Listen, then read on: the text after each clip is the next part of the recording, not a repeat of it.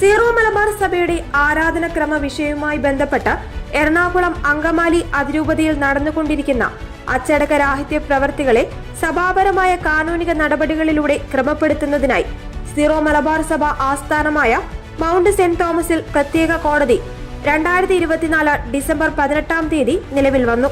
സഭാ തലവനായ major archbishop Mar Raphael Thattil പിതാവാണ് കോടതി സ്ഥാപിച്ചുകൊണ്ട് ഉത്തരവ് നൽകിയിരിക്കുന്നത്.